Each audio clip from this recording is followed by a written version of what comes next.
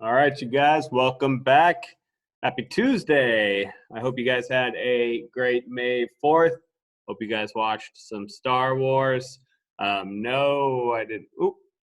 Okay, so I'm going to kind of be going in and out on today's video because my shirt and my hat are very close in color to the screen behind me. So I apologize if I go in and out. I'm not wearing the same shirt. It's actually still Monday.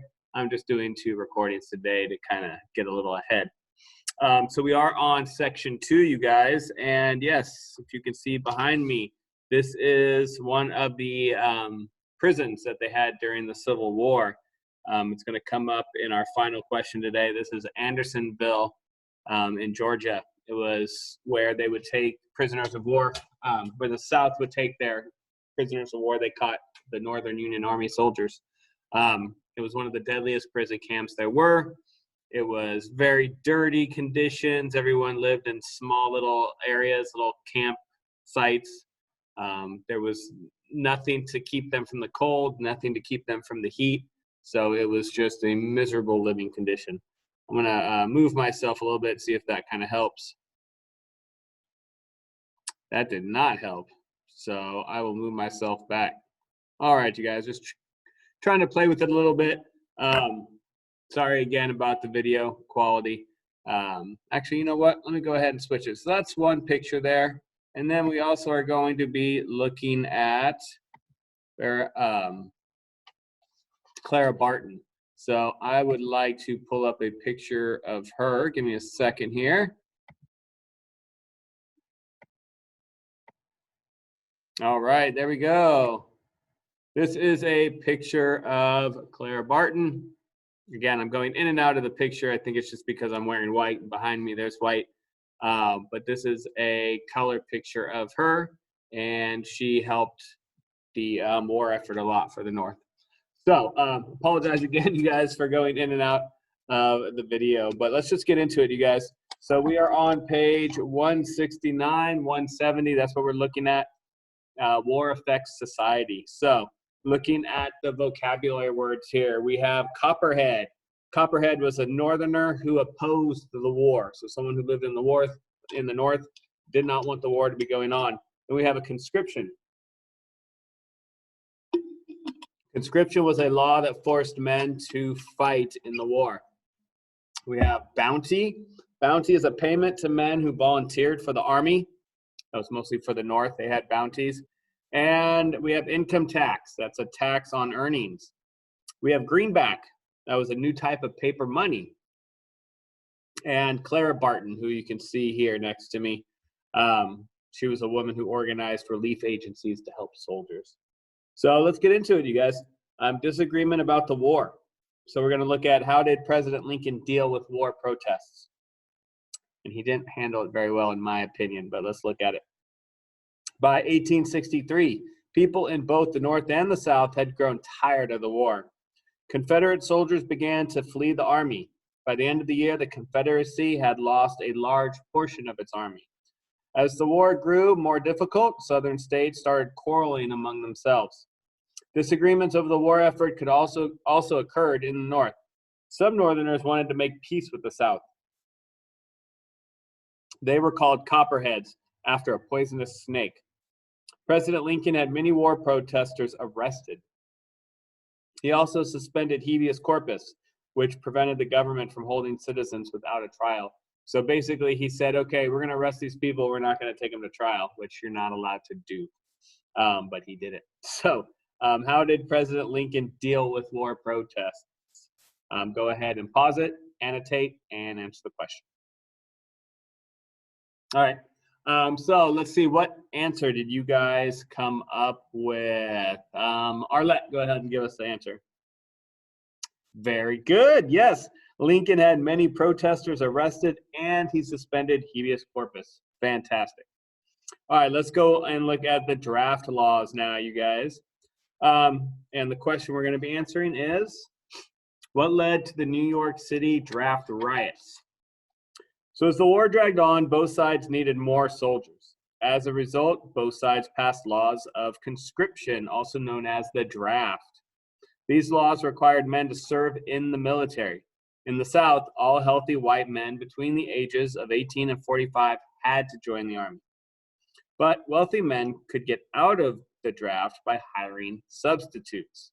Planters who owned 20 or more slaves also could avoid military service. For this reason, many Southerners complained that it was a rich man's war, but a poor man's fight. And what that means is it was the rich people who wanted to go to war, but they were only going to have the poor men do the fighting. And we've had other drafts. There was a draft during the Vietnam War, people that kind of got out of the draft. Again, it's usually people who are wealthy have their ways to get out, or people that could travel far away and get out of the United States could avoid the draft that way. All right, you guys, let's look at the next one, next paragraph. The North offered bounties or cash payments to men who volunteered to serve. As a result, only a small percentage of men in the North were drafted. Most volunteered and received the bounty. Even so, the draft law was not popular in the North. In July 1863, anger over the draft, along with racial tensions, led to the New York City draft riots. More than 100 people were killed. Many of the victims were African Americans. All right, let's go ahead, pause, annotate, answer the question, and come back. All right, let's see, what did you guys come up with? Josh, give us the answer. Fantastic, yes, racial tensions and anger over the draft led to the riots. Very good. All right, you guys doing great. So let's look now at economic effects of the war, resistance by slaves, and how did the war affect the Northern and Southern economy differently? So, many people held economic hardships during the war. Many people had economic hardships during the war. Food shortages were common in the South. This was partly the result of farmers abandoning their farms to fight. Another problem in the South was inflation, or increasing prices. Over the course of the war, prices rose 9,000% in the South. Slave resistance also hurt the Southern economy. Many slaves slowed their pace or stopped working. Some even ruined their crops and sabotaged farm machines. A few slaves rose up in rebellion against their owners. More often, slaves simply fled their plantations to join the Union forces. With fewer slaves to provide the region's backbreaking labor, the South's economy suffered. On the other hand, the war helped the Northern economy. War production boosted Northern industry. Also, inflation in the North was much lower than it was in the South. Even so, prices did rise faster than wages. This made life hard for working people. During the war, the Union passed two important economic measures. So in 1861, the government established the first income tax, very first time. This is a tax on people's earnings. The next year, the government issued a new paper currency. The new money, or the bills, were known as greenbacks because of their color. And the new money helped the Union government to pay for the war. All right, pause, annotate, and answer. All right, what do you guys have for us? Paige, why don't you go ahead and do this one? Very good, yes. The war hurt the Southern economy, but it helped the Northern economy. Fantastic. All right, you guys, two more sections. Women aid the war effort. So we're gonna look at what new roles did women take on during the war. During the war, women took on new duties. With so many men away at war, women had to plow the fields and run the plantations. They also took over jobs in offices and factories. Women also helped in the war effort. Many served on the front lines as nurses. Clara Barton organized a relief agency of women who washed clothes and cooked for Union soldiers. Women also played a key role as spies for both the North and the South. Harriet Tubman served as a spy for Union forces in South Carolina. The most famous Confederate spy was Bella Boyd. All right, so what new roles did women take on during the war? Pause, annotate, and answer.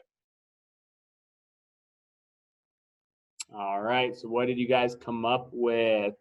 Tuan, go ahead and tell us what you got. Very good. Nice. Yes, women worked in the fields and factories. Also, women were nurses and spies. Good job getting that second part. All right, you guys. One last section, Civil War prison camps. So we're going to look for, name two of the nation's worst prison camps. Soldiers captured during the war faced terrible conditions. One of the worst prison camps in the North was in Elmira, New York. The sanitary conditions there were awful. The harsh winters were even worse. During 1 year, almost 1/4 of the Elmira's 12,122 prisoners died of sickness and exposure to severe weather. It's actually still a prison there. If you guys go and look at pictures at it, it's still there. Now, the South had its own share of horrible prison camps. The worst was at Andersville, Georgia. That was the picture I showed you earlier. Inmates held there had little shelter from the heat and cold. Many slept in holes scratched in the dirt. As many as 100 men per day died at Andersville from starvation, disease, and exposure. All right, go ahead and answer this one. Name two of the nation's worst prison camps. You guys probably got this pretty quick, so who can tell us? Let's get. Who wants to answer this one? Justin, go ahead and answer this one. Very good. Elmira, New York, and Andersville, Georgia. Those were the worst prison camps. Very good. All right, you guys, great job today. That was section 2.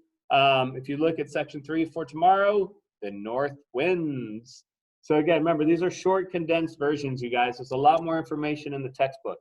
So if you want more information, go check out those textbooks. Remember, I did post videos for some movies if you want to watch some things on the Civil War. We also have oversimplified history for the Civil War, and there's some other good YouTube videos as well if you want to just get some more background information. But tomorrow we will read the North Winds. All right, you guys, great job today. Have a great rest of your day. Happy Tuesday. It's Cinco de Mayo. It's Taco Tuesday. It's going to be a great night. All right, you guys, have a good day, and we will see you guys tomorrow.